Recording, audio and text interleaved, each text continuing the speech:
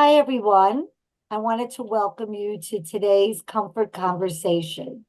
I I don't even know what word to describe. Elated.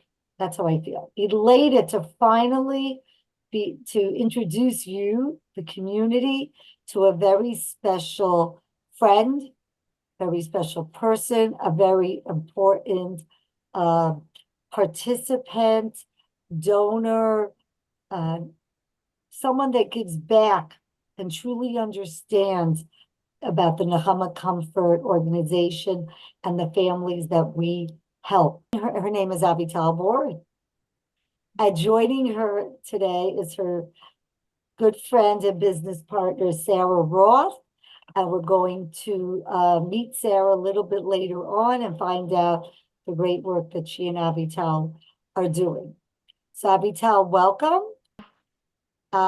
Today, we are going to share with everybody the wonderful journey and the not so wonderful parts of the last 4 years for you and your family. And I know, because you've already exemplified this, how much you and your husband, Max, and your family can help and continue to help those families, giving them hope, giving them strength, and really being a shining example of someone that understands what it is to put your child, your dear daughter Nama, into your life and to move through it and to be able to be in a place where you can help so many. So Avital, welcome, and let's begin. You. Okay. I want you to please share your story, share your journey. So the story started in 2020 during COVID when a lot of people experienced something traumatic. Um, it about 4 years ago now, I would say, we lost my husband's grandfather on his mother's side. He passed away due to cancer. Pregnancy wise, everything was going well, everything was fine. And then September 9th, I'm in the hospital in labor. I was 33 weeks. I was actually in labor before that, but I had observation for about 4 days. They gave me magnesium, they stopped the contractions, and then um, pretty much 33 weeks I go in officially. And 2 weeks before it was my husband's 33rd Hebrew birthday, and the following day, September 10th, was his 33rd English birthday. I was 33 weeks in room 33 before my C-section. So the number 33 is like I don't know how to explain it. And I always look for it. I always, even if I'm not even like thinking about it, it like out of nowhere pops up in my face, like on one of the streets close by across, I don't know if whoever's familiar with Hollywood, Florida, across from Cafe Noir, there's a sign and it says 333 333. So like a lot of the number three. And then pretty much I'm pretty sure she lived for about 3 hours. She had a pulmonary hemorrhage. We don't know what caused it. And pretty much, my story continues from there. At one point, we went for much needed vacation in Hollywood, Florida. We ended up, and that's where I met Sarah. She was my next door neighbor. And then when we came back, we decided that Fair Lawn wasn't for us. We ended up moving to Teaneck, and then you became my neighbor. Um, and then some point we moved here to Florida about a year ago. I decided that in honor of upcoming what would have been the third birthday, I wanted to do something. In general, like those 3 years, like I always knew I wanted to do something. I just never really I never knew what exactly it was up until a year ago. And I remember calling you that I want to do an awareness event in Florida. Um, and I remember also hearing from so many people to do an awareness event, to do any kind of big event like that, takes like 6 months, 10 years. I'm like, nope, don't worry, I'll do it. I'll make sure it gets done by October. I'll be ready. I'll be ready to do it. We had a date for October 27th. And also even all of that came in threes, like the third venue, the third date that we chose, everything all came in threes. Um, by October, I was pretty much ready to do my event, but then October 7th happened. So I think a lot of we put a pause on it, and then eventually we had a new date, which was the third date, April 4th. And our event finally happened April 4th. At some point also I got inspired to pretty much by doing my event, I got inspired into a few different things. One of the things was getting into art. And now I have a little art collection called Nama Collection, which I have here. And initially it started with my dad creating a handmade out of iron Rebbe, like the face of the Rebbe, where he cut and bent metal and then welded it together. I want to interrupt you for people that don't know what the Rebbe is. Could Oh, you, I have actually a little mini one. yeah, I just I'm wanted to prepared. explain to everyone that the Rebbe is the rabbi who, he's not presently living, but he was a very big figure in the Jewish community, in the Chabad Lubavitch community. Yeah. So pretty much I started after October 7th, I started also getting into production, which I have little mini versions. I have things that like it's not from my dad where he can't do it handmade because it's either too small or it just takes him too much time. I also have Israel pieces that we started. We were doing. I don't know if it's facing the right way. Um, so I started my collection. And I've been slowly getting it ready to launch. And then also with my event, as I was planning my event and just getting into things and getting finding myself, I started doing small scale events. Um, some like, at home, I would go to events, I would really like enjoy myself, find myself. Okay. So pretty much about 3 weeks to a month before April 4th, I got reunited to Sarah. She actually helped a lot day of the event and made things easy. Everything was easy. We worked really well together. And then since then, we've done maybe 2 or 3 events together. And after that, we decided to make things official, get into event planning. So little by little, like from my loss to now, I've been finding myself getting into my future self in a sense. And then another thing that I also did during the process of my event planning and doing my event was a song for Nakama Comfort also. I was kind of in a way inspired also by God, by everything around. And at some point with the Nama collection, I got into a Bone Olam event. And that kind of also sparked to do the song because I was like, well, they have 2 songs. Why doesn't Nakama Comfort have a song? So it's going to be a second version also, but the first version is for Nakama Comfort. We played a video and kind of showcased the song at the event. The event also ended up being a better turnout than expected. It was I think we put chairs for about 200 people. Obviously I'm not a public speaker of any sort. Um, and yeah, what else? Wow. Thank you so much for giving us an overview.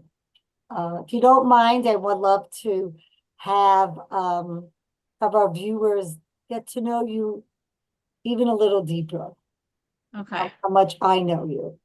And Sarah, I thank you for joining on too, as Thank a good friend, as a support system. And I'm going to ask you a couple questions afterwards. you. So, Avital, I want you to, if you don't mind, take us back to 4 years ago. You did mention I was fortunate when Avital was living in Teaneck to be her neighbor. Yeah. And I was there personally to help, but as you know, we help families all over the world. Uh, Tell me, I remember what you were like, Yeah. how we first met. How anybody could imagine you would be losing your daughter in such a Yeah. tragic way. But what do you remember about you, how you were feeling, how Max was feeling, and that in those initial few weeks? So the initial first 24 hours even, the emotional pain, it was a C-section, so C-section's painful. I didn't take any pain meds until first of all, I was discharged the next day. I told the nurse at 5 in the morning when she came to me and asked if there was anything else that I need, that she was leaving for the day, that they were changing shifts. I said, just call my doctor. I want to get discharged. I want to go home now. I don't want to be here another minute. Obviously they told me the protocol, I have to get up. They have to take the urine catheter out. I have to go pee a certain amount and everything. I'm like, I know, just hurry up the process. I want to get this done now. Um, Which makes they gave me medicine. Yeah, they gave me medicine at 5 in the morning, through the IV. And then I didn't take any medicine the entire day until maybe 10 p.m. I didn't feel any pain at all. I got up, I felt no physical pain. I felt numbness. And then obviously when I got home by about maybe 7 p.m., I had my mom and my husband scrambling around, getting Tylenol, Motrin. My husband drove all the way to Teaneck to my doctor to have him sign off on Percocet because around 7 is when it started like hitting me. And then from there, I had to like catch up to the pain. Um, but the entire day I went with no painkillers, nothing, not Motrin, not Tylenol, not Percocet, nothing. think Um, your body and your mind and your heart were still in shock. Yeah, everything was in shock. I know that also when they brought me into the NICU to tell me that the baby was in critical condition, it's right after a surgery. So like my husband told me himself that, not only he knew that he was losing a baby in that moment, but he thought he was going to lose me too. And then in general, like the weeks after, I remember like staying up like every week to the day until like a certain time, until like 12 a.m. Like I couldn't go to sleep. First, it started every single day. I just couldn't put myself to sleep. I would cry myself to sleep. I couldn't function. And then it went into a weekly thing where every week I would stay up. Then it went into like a monthly thing where like September 9th, October 9th, November 9th, December 9th, like it just went into like a thing. But throughout the whole process, I was really grateful to have support, someone like you, the group calls that we did, making friends, one especially Chaya, who's like a big sister. Um, and then also at some point also when I got the okay to go exercise, take care of myself, I started taking care of myself more. I put my two younger ones at the time into daycare. I pulled them out because of COVID and bringing home a newborn, and they didn't have to wear masks. And I was like, you know what? I'll keep them home and have a program going on at home and do that. And then obviously I found a place to get them into. I was able to take care of myself. It was an everyday thing up until I got pregnant with my next one, Jakey. Um, so it was a lot of self-care. And then that leads into me starting my initiative, which I did in a three pillars pretty much. So the first one kind of goes with like in the moment, the trauma. And it's, to help you guys, your organization, come a comfort with whatever you guys do with, being able to do future events, another awareness event, whatever you want to put it towards Mhm. helping other families who, can't afford to bury their baby or get a little stone or something. The second part is self-care, which for me was a big thing. I was doing massages every week up until I couldn't. But I was doing massages every week. Um, Manicure, pedicure, something as little as manicure, pedicure, where you go, you take care of yourself, and you kind of like you feel good about it, like you feel better about yourself in a way. Um, and I know that a lot of women, they can't even afford to go once a month to do a manicure. So I set up an initiative on that part. And then I also did one more for the future where either to go towards a future event if we decide to do like a women's retreat or another awareness event, same exact that we did, just in a different area. Instead of Florida, again, do it in New Jersey, California, Israel even. Um or even like anything kind of related to a lot of what I'm doing already, like events, like community stuff where you can give back a little type of thing, and doing it through Nahum Comfort, but in honor of this kind of loss. Just because it feels good to do something positive, something for the future. So my art stuff, it's also kind of like for the future. There's a lot of things kind of up and coming. God started an art gallery, a digital art gallery. I myself as like, and I don't physically paint, although I do enjoy to paint. I have one here that I found from New Jersey. I do like painting. I love those like little paint night events. I always try to go to those. But in general, with just kind of like with selling yourself, marketing and all of that, a lot of artists they have I've kind of like learned it myself too, that it's a struggle. Like unless you really know how to market yourself, get yourself out there, it's a struggle. So a lot of that stuff also would go into it. And then with my Nama collection stuff, anything that gets sold, I'm doing like a give back. I'm pretty much taking all the donation proceeds and putting it back into my own initiative, and I'm splitting it into three. So whatever it is, if it's $10, I'm splitting it into three. If it's 1,800, I'm gonna split it into threes, into each part of the initiative. Um, and yeah. See, I know all this, and every time I hear it, Amazing. it's phenomenal. It's phenomenal. I just wanted to introduce, I know it's hard to believe, but people from all over the world, are gonna watch this. Who is God Elbaz? He is a singer, a Jewish singer that I think a lot of people know of. He's Um, from Israel? from Israel. Okay. He lives here in Florida. What type And of music does he sing? he sings Jewish music. All right. Um, Is it in Hebrew? Is it in English? he has some in Hebrew, some in English. Most of the songs at this point are in English. So, you're gonna hear just a little bit, a little touch of God Elbaz, but we encourage you to Google him when you get off and Yes. watch him. Yeah, he's really amazing. Um, and you mentioned a couple more things I wanted to just ask you about. Your other children, where, Yes. um, what number baby was Nama? Were there other children present already? Did you have other children in your family?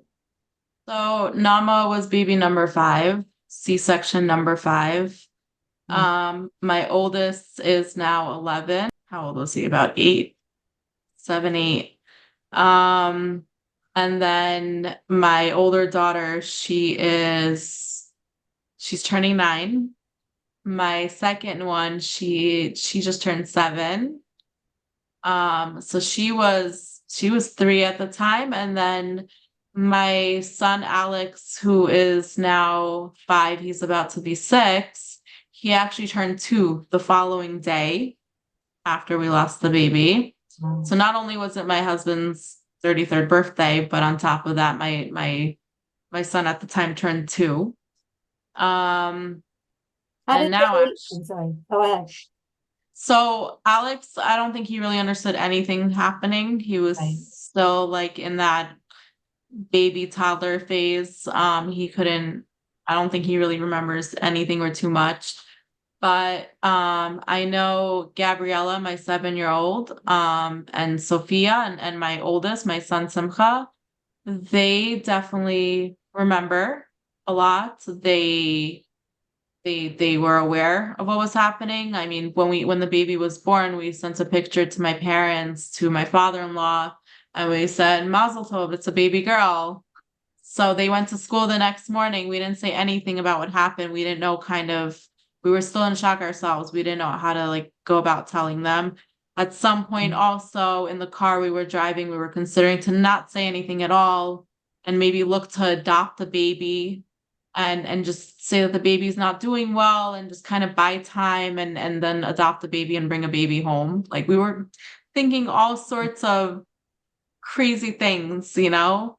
I guess just to kind of in a way, like as parents, to protect them from them feeling hurt from this. Right. And then the school principal told us it's better to tell them what happened, That's that the baby was just born very, very sick and didn't make it. Um, it didn't come from me because I couldn't even like sit without crying. So in the end, my mom, my father-in-law, they brought the kids home from school.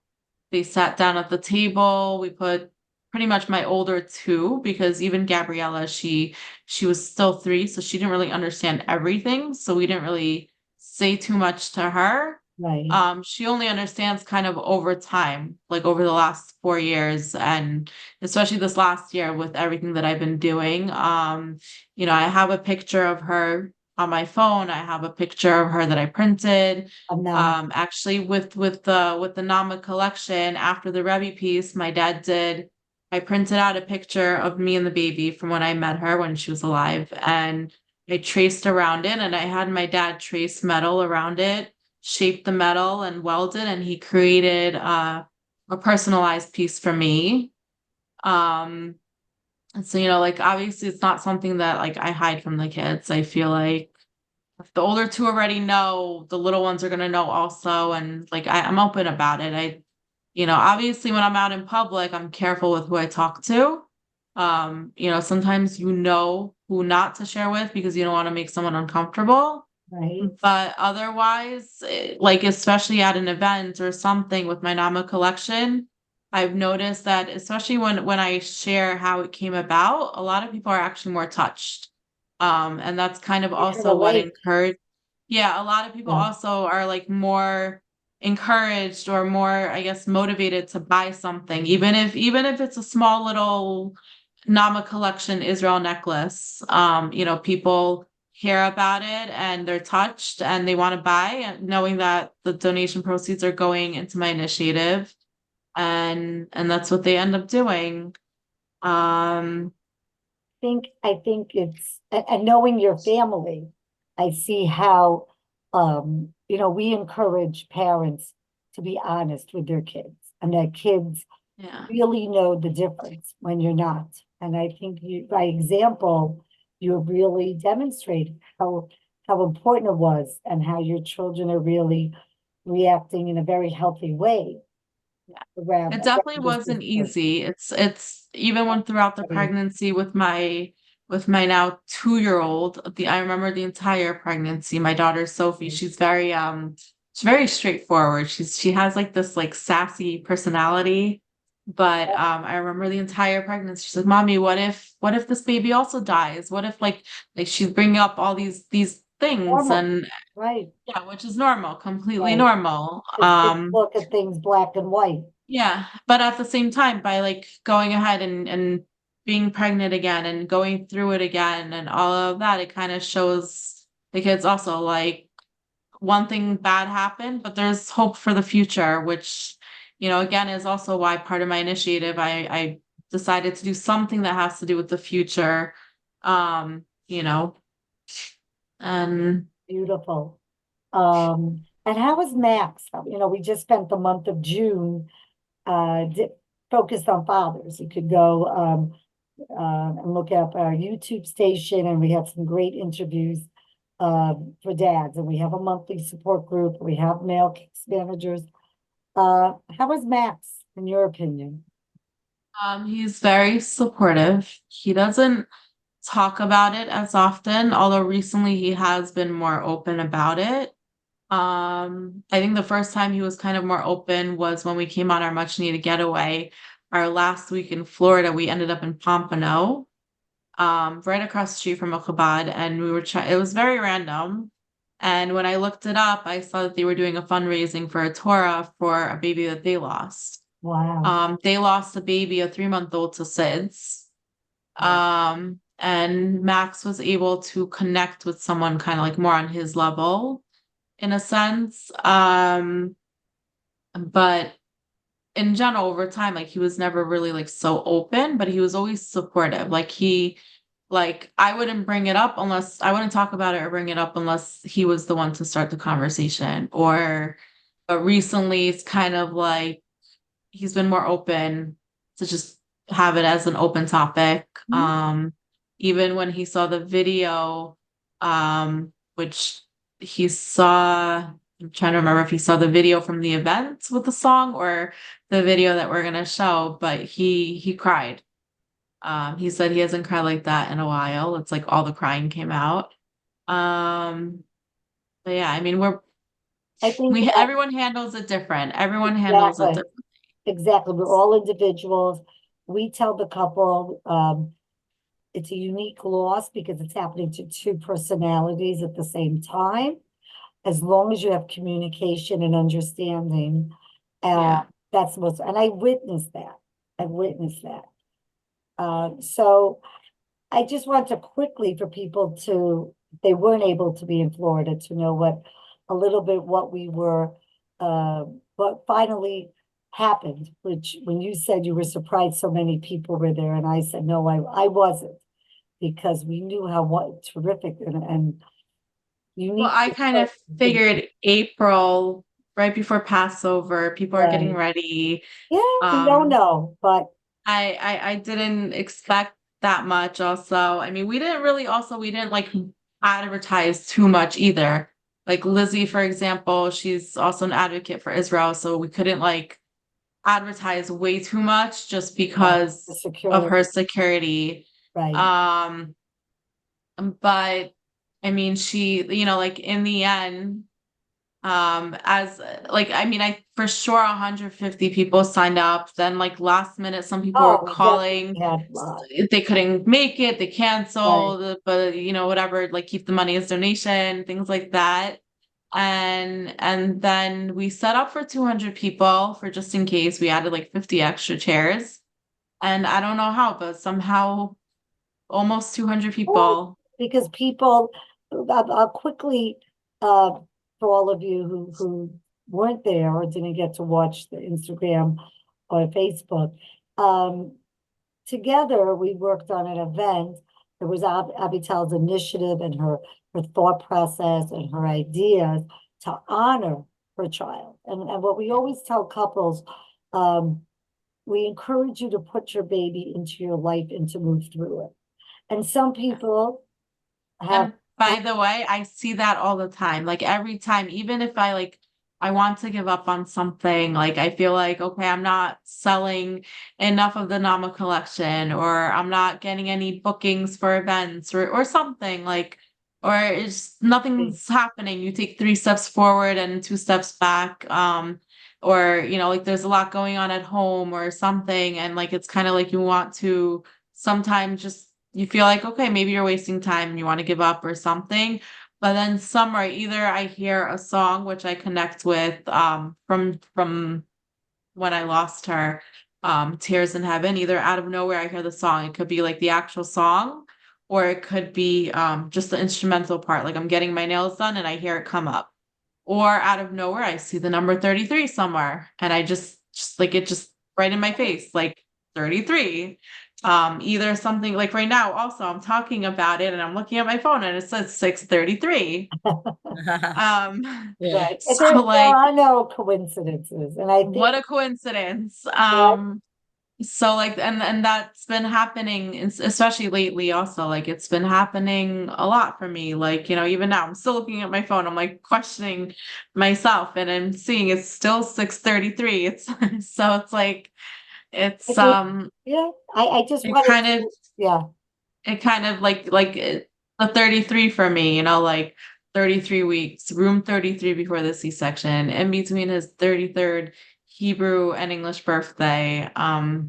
It's just, and that's also why for Nama Collection, I don't know if you notice, but like it's like a little butterfly. But it's kind of like two wings. It's like the butterfly's facing one way. And if you look, if you put two threes kind of like facing each other, it looks like a butterfly. Or if you make the threes both when they're facing the correct way, but you kind of like overlap them in a way, it kind of shows like a butterfly in a way. So butterflies are also kind of like a little bit of a sign or my thing. yeah. So that's why I Right. use a butterfly. That's also why I use the butterfly on the collection. Yeah, it's a symbol of grief and hope. And I think, Yeah. and I think that's what you exemplify. I think just, the event when we thought about it was, um, an awareness and a memorial, Yeah. a tribute, Yeah. and education. Yeah. And of course fundraising, because we need, as Yeah. you said, It was so so that, incredible. It was so right, moving, so touching. It was such an experience I've never, had. It was amazing. It was so incredible. Everybody that was there, it changed their lives. Every single person, whatever they were going through, it was incredible in every different way. It was amazing. It was so touching. It was, really touched everybody's hearts. Every single person that was there. It was wow. It was a wow moment. I The love Yeah. that, entire a wow moment. experience. And it Yes. was a combination because we had clients, families that I've worked with that I've never met. We had friends, we had friends of families, we had people that Unity. Avital, we had so many different people come, and that was the whole point, that it touched people in so many different ways. Yeah. And the panel that we had, just to quickly Everyone tell was it, different. Every story was different, but like the same, like everything. Even like the energy of the room too, also how it went from from panel discussing everything and like all of that, and then going into the video and everything being sad, and then going into the concert part where it's kind of like hopeful and more positive, more and it just everything went perfect, like better than expected. Like I had everything kind of planned out and organized in my head and on paper and on the phone, and I'm texting the schedule and everything, and it went perfectly. that's sort of how life goes. I think it really showed Yeah. life with our plans, and then things change and things happen, and what we do with that. I Yeah. just wanted to thank Lizzie Savetsky, who is Nechama Comfort, her and her husband Ira, ambassador of hope and awareness, and she's very busy now helping uh, supporters of Israel on her social media and her speaking engagement. Her mom was there, her aunt was there, Yeah. Maya Vander from Selling Sunset, who who we connected just because she had experienced the stillbirth, why she was participating in the show, in the TV show. And she too was so couldn't figure out exactly what we did, how we helped, and now is interested in joining the team as a case manager. So we were there, and Kaya. Elbaz. What? Kai also Oh, was no. there. Oh, She yes. flew Thank in. you. Thank you. Ahaya Holt, who we had mentioned before, who's one of our dedicated case managers who, like Avital, also Yeah. experienced her journey, But her everything for her was like she experienced her loss before me, and then she got pregnant before me again. So like she was literally like my and to be honest, she also kind of inspired me into doing this event because before my event, she did something a bit smaller, but it was also like a really it was a good turnout.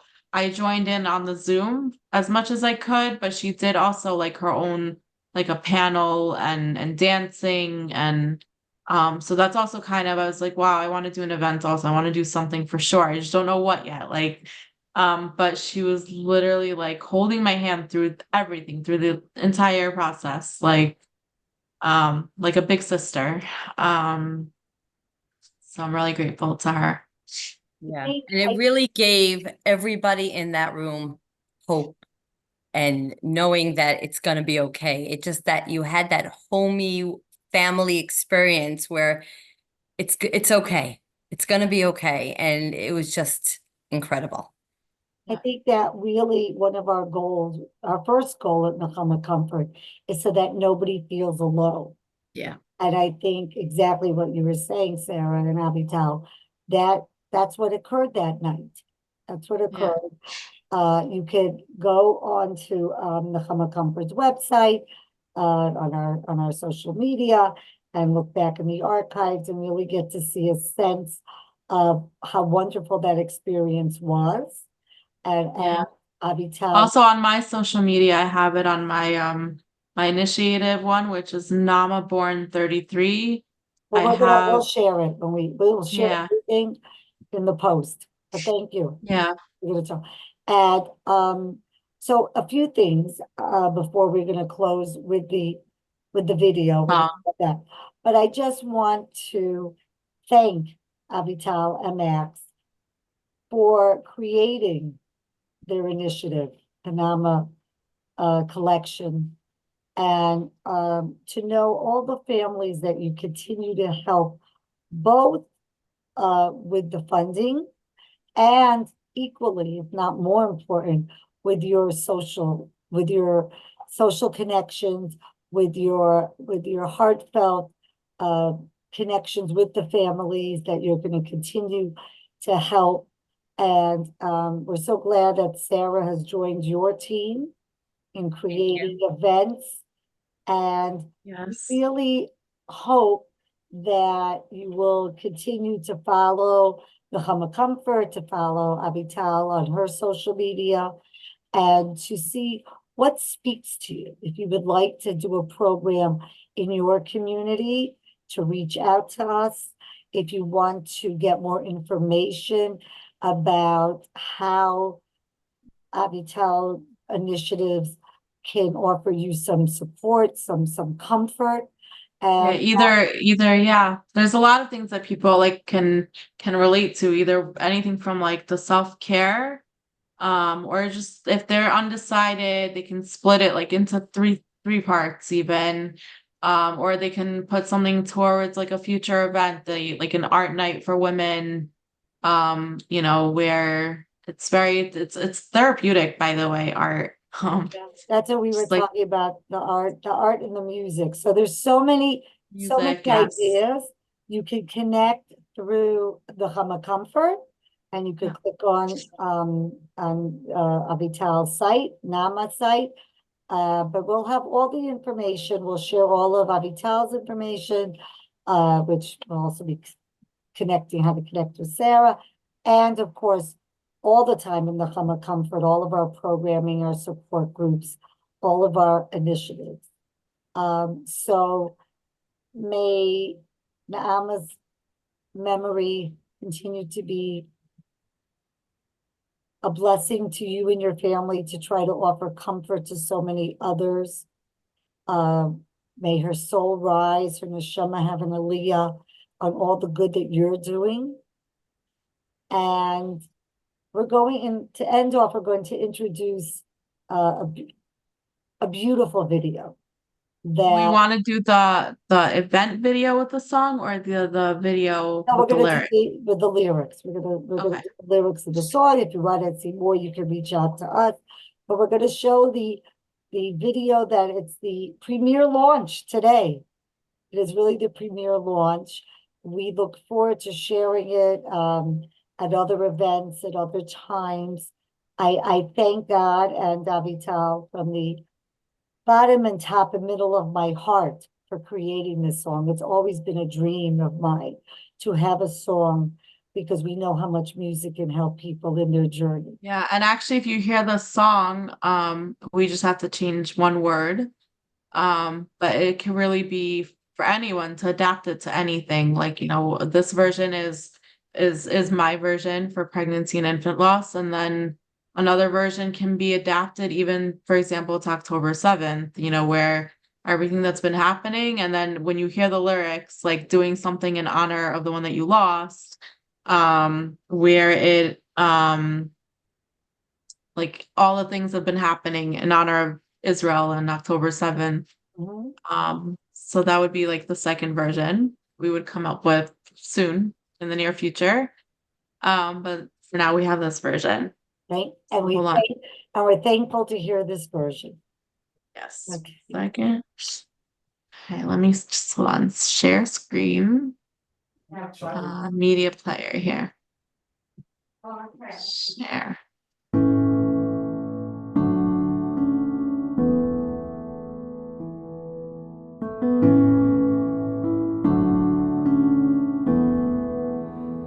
In the depths of my soul, a deep sorrow resides, a story untold, where my heart longs and abides. A tiny soul we embrace, gone way too fast, living echoes of love, like a whispered song. Oh, the heartache, the tears that fall like rain. In the shadow of loss, we found strength to sustain. But through this darkness comes a flicker of light. We'll honor our angel with all our might.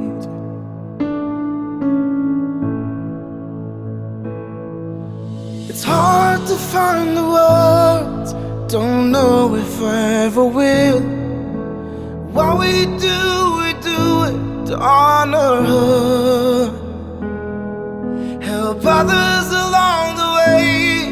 Be a light, be a change for the one we lost, and for the love we gained.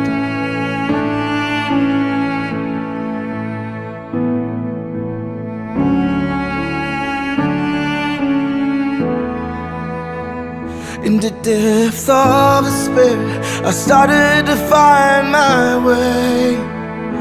Through every up and down came a brighter day. I took the pieces of my past, broken and scattered around, to build a future where love will last forever.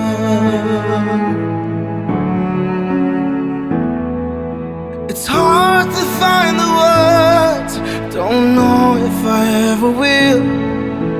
What we do it to honor her. Help others along the way. Be a light, be a change for the one we lost, or for the love we gained. It's hard to find the words, don't know if I ever will. Why we do it to honor her. Help others along the way. Be a light, be a change for the one we lost, for the love we gained. For the one we lost, or for the love we gained.